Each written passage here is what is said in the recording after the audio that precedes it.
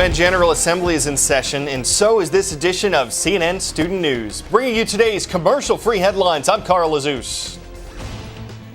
First up, representatives from nearly 200 countries come together in New York to talk about global issues. This is called the United Nations General Assembly, and the decisions and resolutions that it makes set the agenda for a lot of what the UN works on throughout the year. One of the biggest focuses for this gathering is climate change. Secretary General Ban Ki-moon calls it one of the most important issues of the 21st century. He's hoping that countries will work on ways to reduce greenhouse gas emissions, which many scientists believe contribute to climate change. During speeches yesterday, President Obama and Chinese President Hu Jintao, who lead the countries that give off the most greenhouse gases, pledged to try to reduce them. Neither leader offered a specific time frame for this, but both said they plan to cut greenhouse gases and increase the use of clean energy sources. President Obama also touched on another controversial issue yesterday, the Israeli-Palestinian conflict. Peace talks between the two groups have fizzled out recently, but Obama is urging both sides to come back to the negotiating table and work on a permanent solution. He met with Palestinian President Mahmoud Abbas and Israeli Prime Minister Benjamin Netanyahu yesterday in an effort to restart discussions between these two. Despite all the mistrust, we have to find a way forward. We have to summon the will to break the deadlock that has trapped generations of Israelis and Palestinians in an endless cycle of conflict and suffering. This has been a 48-hour ordeal that people have been stayed here and to care for the safety and of people. And I just want to thank them. I want to thank those firefighters and first responders all across Georgia, from the east in Stevens County to the west in Paulding and Carroll and Douglas and Cherokee and in northwest Georgia. This has been a huge effort.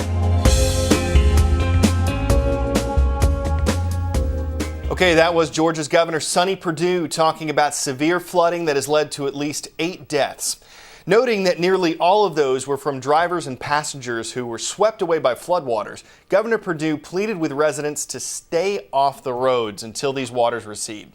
Yesterday, he planned to ask President Obama to declare a federal emergency in order to free up money that would help with relief efforts. With flash flood watches stretching across parts of the southeastern U.S., Rob Marciano examines the impact of all this severe weather. It's a cruel irony. After months of drought, heavy rains spawning deadly floods. Across much of the southeast, streets are covered, homes are destroyed, tranquil creeks now on a rampage. In some places near Atlanta, nearly 2 feet of rain fell.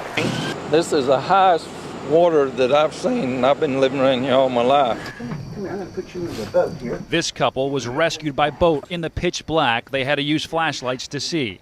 And the only thing they could bring with them, their dog and a few family treasures. These are my wedding pictures. But they were luckier than others who lost something so much more dear. In Georgia, right now, 17 counties under a state of emergency. Officials say they're in rescue and recovery mode. But those rescues, especially around Atlanta, have been slow and difficult. Pictures showing just how crippled some areas of the city are. In the western suburb of Powder Springs, a house is left to burn. Next to it, a fire truck stranded, helpless in the rising floodwaters. These two men had to get around on inflatable mattresses, and so many people are stunned by what they're seeing. Right now, shock. I don't think it's really set in that this is real. We're flooded out. We don't have a home. Rob Marciano, CNN, Austell, Georgia. For another perspective, look at this. This is the amusement park Six Flags Over Georgia and underwater. It's located west of Atlanta. What you're seeing here is a coaster called the Scream Machine. I think I've ridden this thing every time I've been to Six Flags. From the looks of it, I won't be doing that again anytime soon. Amazing pictures. Obviously, the relief efforts are going to be going on for a while. Several organizations are already at work. To find out how you can take part, head to the Spotlight section on our homepage and click the Impact Your World link.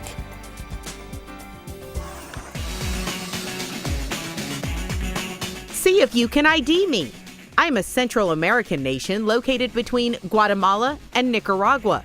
I gained my independence from Spain in 1821. My capital city is Tegucigalpa. I'm Honduras, and I'm home to about 7.8 million people.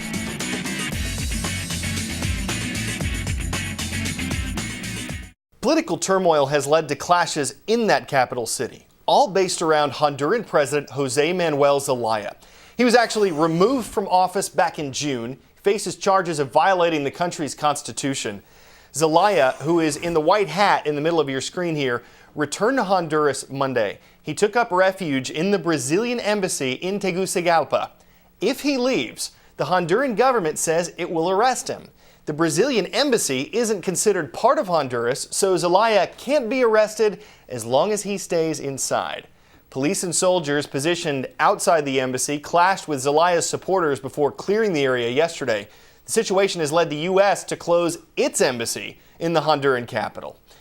Meantime, the president of Afghanistan says he supports a top U.S. commander's call to increase the number of U.S. troops in the Asian country. President Hamid Karzai called it, quote, the right approach, but it's certainly not the only one. As Barbara Starr explains, there are several ideas on how to fight the war in Afghanistan and whom that war should be against. As violence increases daily in Afghanistan, some are calling for a major troop buildup. The president signaling when he ordered a review of the Afghan war, he wasn't anxious to quickly send tens of thousands of additional troops to Afghanistan to fight the Taliban insurgency. Let's do a soup to nuts reevaluation, focusing on what our original goal was, which was to get al-Qaeda, the people who killed 3,000 Americans. Attacking al-Qaeda is fundamentally a counter-terrorism strategy, requiring a limited number of new troops. It's the Plan B advocated by some in the White House, according to a senior Pentagon official. But General Stanley McChrystal, the top commander, is still calling for a counterinsurgency strategy to strengthen Afghanistan to the point the Taliban have no safe haven there. That could take tens of thousands of more troops beyond the 68,000 now planned. Retired General Montgomery Meggs says it's a must. If you're going to get the tribes over on your side and the side of government, you have to have enough people there to make things happen for them economically, socially, and in terms of security. Could the Pentagon put U.S. firepower, such as fighter jets and drones, in neighboring countries to reduce the U.S. presence inside Afghanistan? My point is, if you don't have the kind of intelligence you need to make those systems effective, you are going to swing and miss a lot.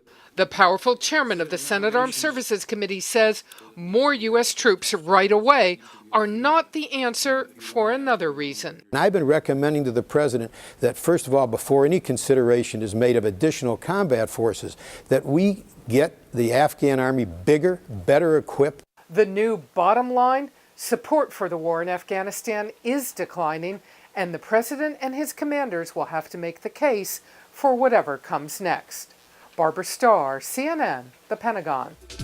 Afghanistan, Honduras, the southeastern U.S. Today's show's all over the map. We've got a way to help students pinpoint locations that are in the news, our downloadable maps. These geographic guides offer some perspective on exactly where these headlines are happening. You'll find the free resources every day, CNNStudentNews.com. Before we go, we've got a tale of true sportsmanship.